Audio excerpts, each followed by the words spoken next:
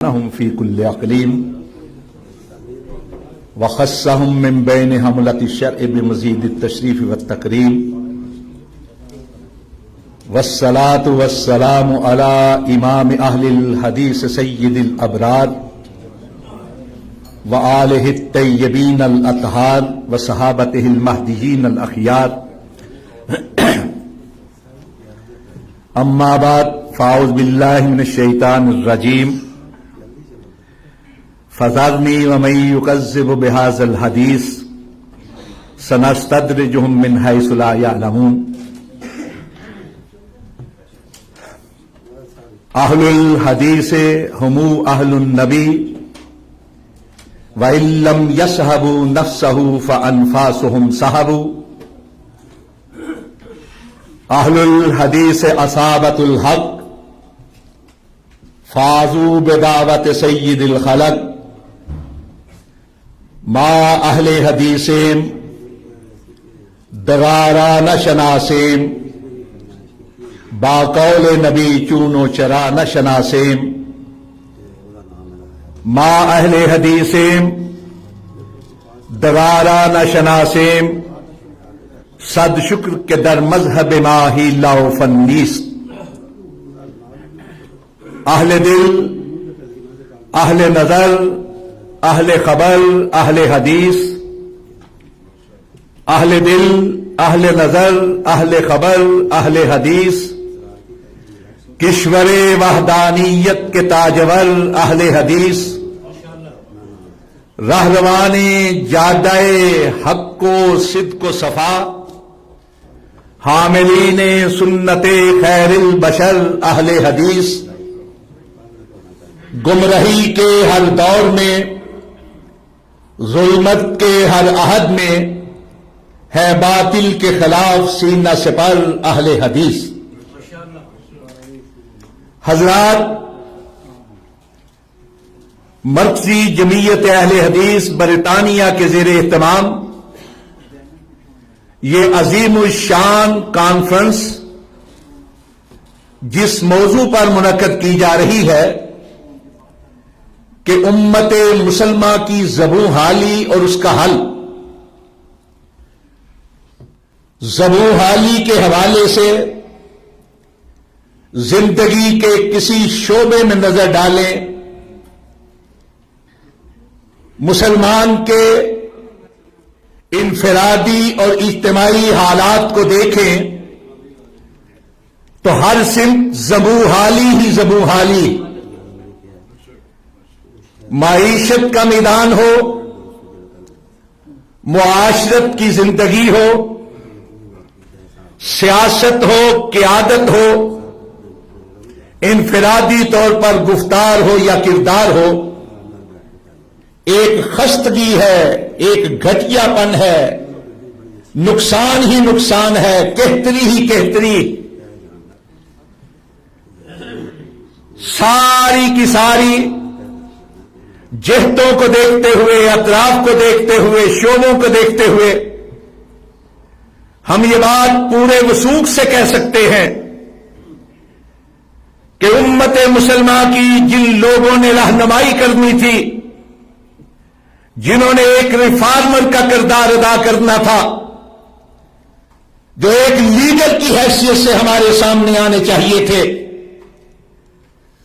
ان کی اپنی لیڈری ایک زبوں حالی کی مثال بن چکی۔ وہ شورش نے کہا تھا کہ ہر لیڈر کے لیے پرچم ہی کفن ہے، مل جائے وزارت یہی موقف یہی فن ہے، ہر دل میں سمائی اپنی ہی لگن ہے،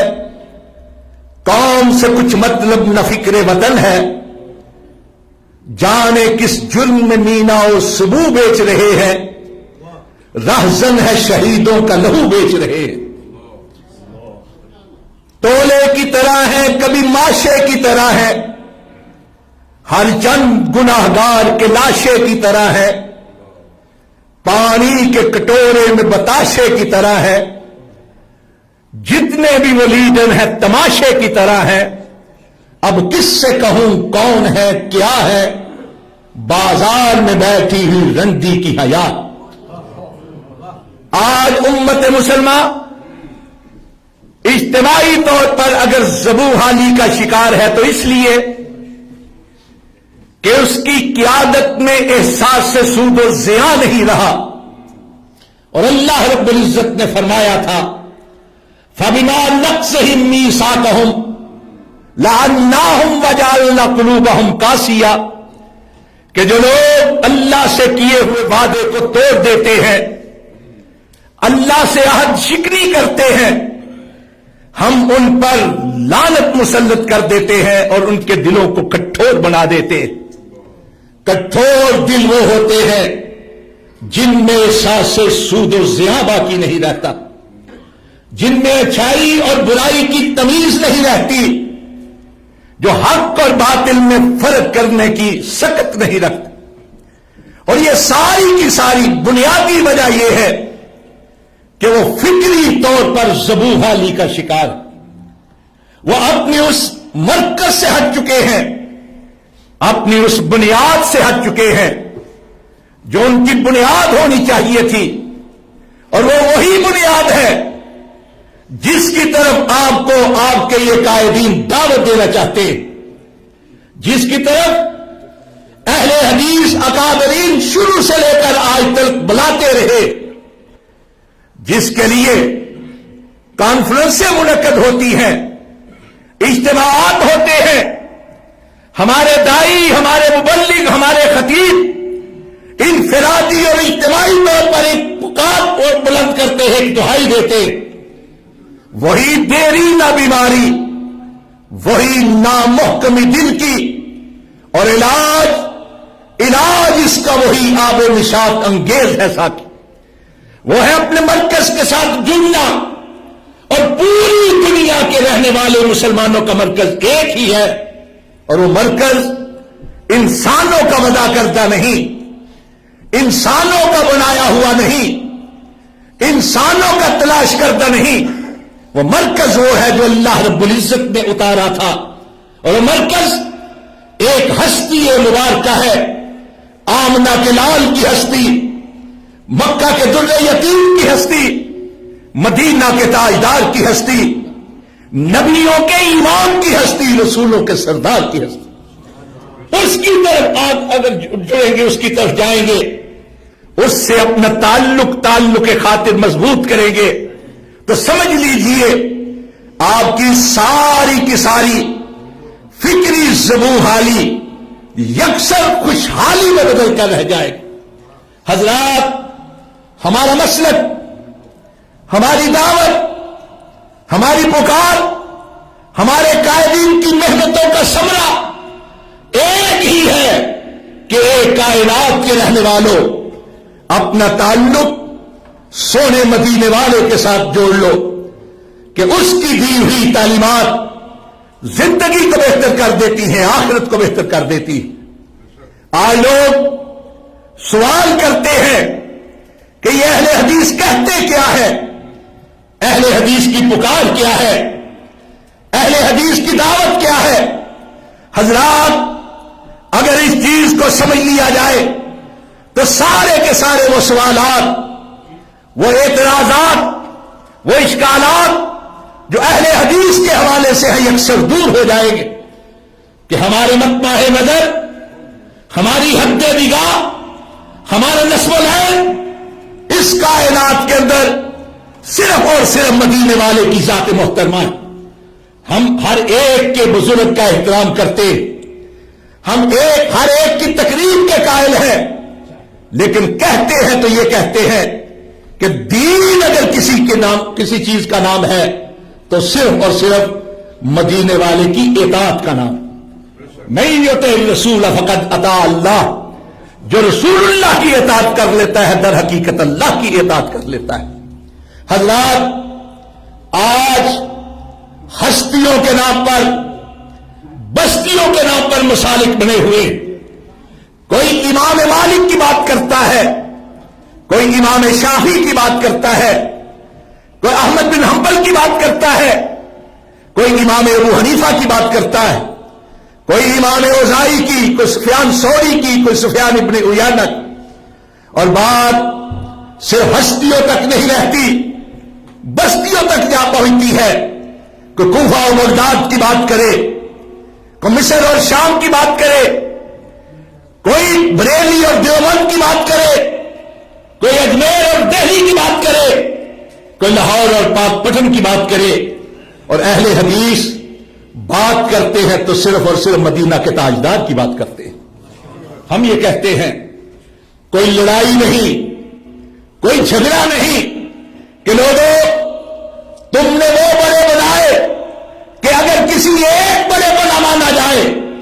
تو اس کے نہ ماننے کی وجہ سے کوئی کافر اور غیر مسلم نہیں بنتا۔ آپ پوچھئے کسی بھی غیر اہل حدیث امام کے پاس جا کر، ان کے عالم کے پاس، کہ حضرت اگر کوئی شخص امام مالک کی تقلید نہیں کرتا، مدینہ رسول کے مسند رسول پر بیٹھ کر درس و تدریس کرنے والے امام مالک، اگر کوئی ان کی تقلید نہیں کرتا تو کیا صرف اس وجہ سے کہ وہ امام مالک کی تقلید نہیں کرتا اس کو کافر یا غیر مسلم قرار دیا جا سکتا ہے؟ آپ کے مولانا کہیں گے غیر اہل حدیث عالم دین کہ صرف اس وجہ سے کسی کو کافر اور غیر مسلم قرار نہیں دیا جا سکتا۔ اب پوچھیں حضرت صاحب اگر کوئی شخص امام شافعی رحمت اللہ علیہ کی تقلید نہیں کرتا،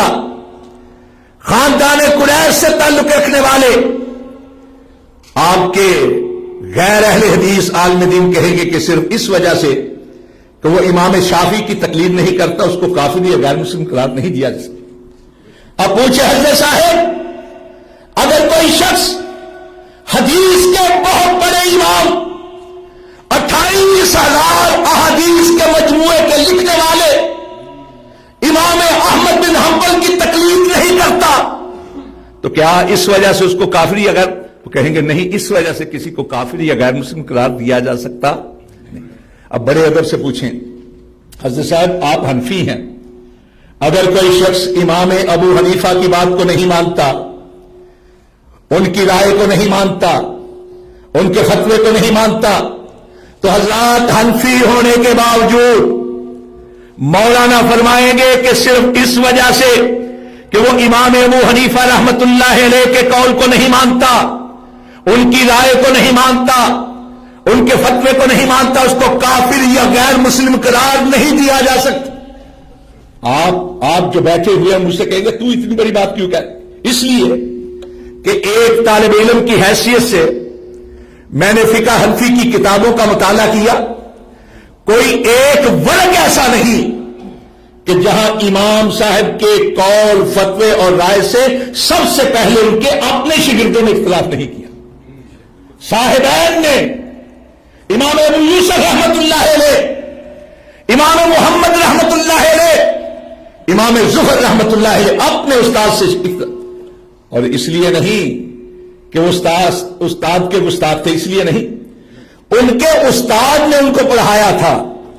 کہ اگر کوئی بات میرا فتویٰ حدیث کے خلاف آ جائے تو میری بات کو چھوڑ دینا لیکن حدیث پر حرف نہیں آنے دینا۔ اور صرف یہی نہیں، مولانا کفایت اللہ دہلوی نے اپنے فتاوے کے مجموعے کفایت المفتی کے اندر لکھا، ایک شخص نے سوال کیا کہ حضرات یہ اہل حدیث جو ہے حضرت ان کے بارے میں آپ کیا کہتے ہیں؟ یہ غیر مقلد ہیں۔ انہوں نے کہا یہ اسلام سے تعلق رکھتے ہیں،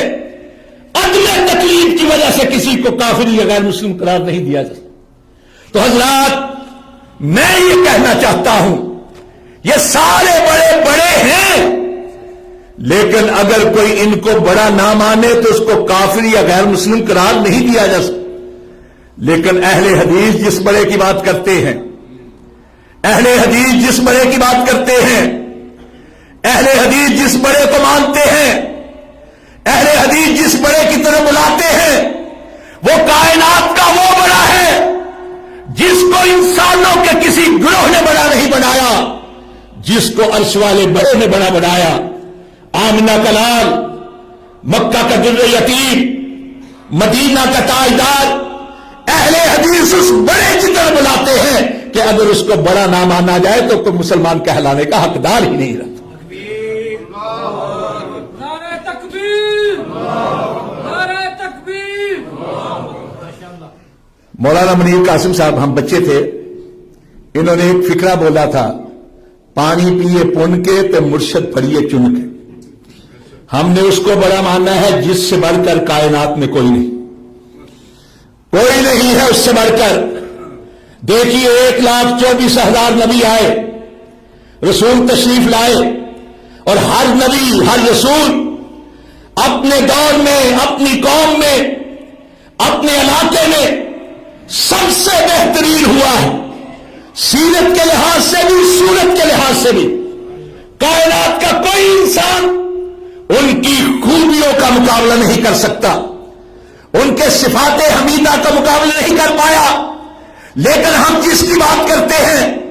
اس کو اللہ رب العزت نے النبی الامی کہا ہے، اور امی کا کئی معنی کیے گئے ہیں. کسی نے کہا وہ ام کے لحاظ سے کہ مرکز کو کہا جاتا ہے، جو عقیدت کے مرکز کی حیثیت رکھے، جو محبت کے مرکز کی حیثیت رکھے، جو لطافت کے مرکز کی حیثیت رکھے، جو انسان کے احسان و احترام کی مرکز کی حیثیت رکھے، وہ امی ہے. کسی نے کہا وہ امی ہوتا ہے کہ ماں ہو تو جو اس طرح پاک اور پوتر ہو کہ جس طرح ایک بچہ ماں کے پیٹ سے نکلتا ہے اس کی طرف کوئی اشارہ نہیں کر سکتا، نہ غلطی کا نہ گناہ کا. اور ہم اس کی بات کرتے ہیں امی کے حوالے سے کہ جس کائنات کے اندر، اس کائنات کے اندر جس سے بڑھ کر پاک، پوتر، مقدس، مطہر، معطر کائنات میں کوئی پیدا ہی نہیں ہوا. لیکن میں اس سے بڑھ کر ایک اور عرض کرنا چاہتا ہوں کہ اگر امی کی یا الف میم اور یا جو ہے یا نسبتی مان لی جائے، جس طرح پسرور سے نہ پسروری، پسرور سے تعلق رکھنے والا، دہلی سے تعلق رکھنے والا دہلوی، لاہور سے نسبت رکھنے والا لاہوری، یعنی یا نسبت کی ہے. اگر یہ یا نسبتی مان لی جائے تو 2 حرف بچتے ہیں، ایک الف ایک میم. امی و گویا بزبان فصیح از الف آدم و میم مسیح. تو مطلب یہ ہے کہ حضرت آدم علیہ تحیت و تسلیم سے لے کر حضرت مسیح علیہ السلام تک 1,24,000 جو نبی اور رسول آئے، ان کی جتنی اچھی صفات تھی، جتنی خوبیاں تھی، جتنی بہتریاں تھی، جو محامد جلیلہ تھے، جو صفات حمیدہ تھی، جو اوصاف جلیلہ تھے، سارے کی ساری خوبیاں اگر کسی کے وجود اطہر میں بدرجہ اتم جمع کر دی گئی ہے تو وہ آمنہ کا لال ہے، وہ مدینہ کا تاجدار.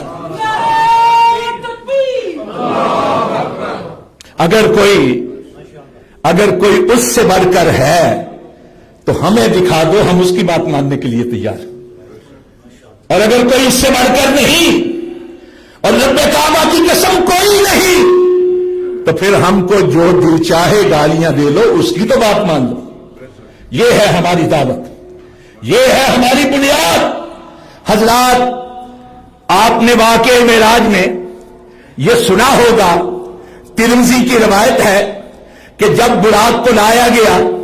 سونے نبی کی سواری کے لیے اور آپ سوار ہونے لگے تو وہ تھر تھرایا، تو جبریل نے براق کو مخاطب کر کے کہا اب محمد تفعل هذا ما ركبك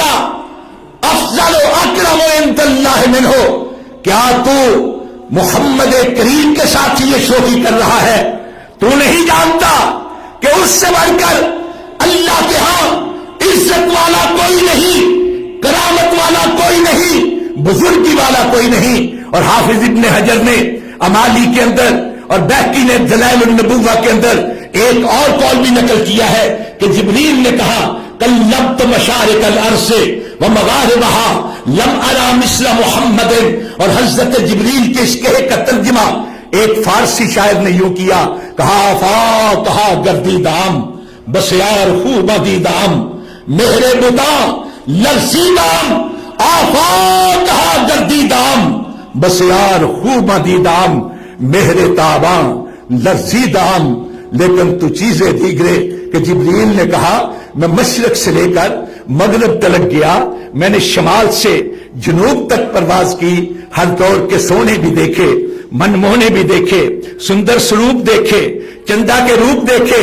دم کر دینے والے دبنگ دیکھے، قسم قسم کے دیکھے، رنگ برنگ دیکھے، لیکن اے آمنہ کے لال تجھ سے بڑھ کر نگاہوں میں کوئی آیا ہی نہیں۔ اور کس طرح آتا کہ اس سے برکت تو پیدا ہی نہیں۔ اس لیے اہل حدیث کی دعوت یہ ہے، کوئی لڑائی نہیں، کوئی جھگڑا نہیں، اگر کوئی ہے آمنہ کے لال سے بڑھ کر تو ہم کو دکھا دو، ہم اس کی بات ماننے کے لیے تیار، اور اگر کوئی نہیں تو پھر ہماری دعوت نہیں، مدینے والے کی دعوت کو مان لو۔ حضرات، اہل حدیث لقب ہم اس لیے اختیار کرتے ہیں کہ یہ سونے نبی کی محبت کی علامت ہے، محبت کی دلیل ہے۔ اس کا مطلب یہ ہے کہ وہ لوگ جو اپنا جینا مرنا، اپنی زندگی کے سارے شعبے منور کرتے ہیں تو سونے نبی کی حدیث کے ساتھ کرتے ہیں۔ حدیث قرآن کو بھی کہا جاتا ہے، رسول اللہ کے اقوال کو، آپ کے افعال کو، آپ کے احوال کو کہا جاتا ہے۔ چنانچہ ہم دیکھتے ہیں، کتابوں کا مطالعہ کرتے ہیں، اور حضرات یہ مسلمان ہمارا نام ہے، اہل حدیث ہمارا لقب ہے، اور جتنا زیادہ معزز ہو اس کے خطابات بھی اتنے زیادہ ہوتے ہیں، اس کے القاب بھی اتنے زیادہ ہوتے ہیں، اس کی صفات بھی اتنی ہی ہوتی ہے۔ سونے نبی کا نام نامی اس میں گرامی محمد ہے صلی اللہ علیہ وسلم، لیکن آپ کی صفات 99 سے بھی زیادہ بیان کی جاتی ہیں۔ ہم مسلمان ہیں، ہمارا لقب ہے، وصفی نام ہے اہل حدیث، اس لیے کہ اس وقت جب یہ اہل حدیث کا لقب مشتہر ہوا، ایک بنیادی وجہ تھی کہ ایسے لوگ پیدا ہو گئے تھے جو لوگ کتاب و سنت کو چھوڑ کر اپنی رائے اور قیاس کو بنیاد بنا کر دین کی باتیں کرنے کی کوشش کرتے تھے۔ ایسے میں پہچان کے لیے کہا گیا کہ یہ ہیں اہل حدیث جن کا صرف اور صرف ماخذ جو ہے یا قرآن ہے یا رسول اللہ کا فرمان ہے، اور یہ ہیں وہ لوگ جو رائے اور قیاس کی بات کرتے ہیں۔ حضرات، یہ بات میں اپنی طرف سے نہیں کہہ رہا، آپ اٹھائیں امام ابن حزم کی کتاب الفصل فی الملل والنحل، اس کے اندر یہ بات لکھی۔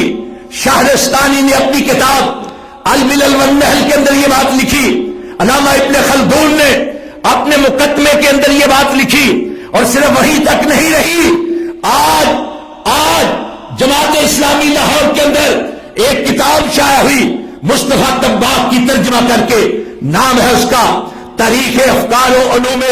اسلامی۔ اس کے اندر یہ بات لکھی کہ دو گروہ پیدا ہو گئے تھے، ایک وہ تھا جس کا ماخذ،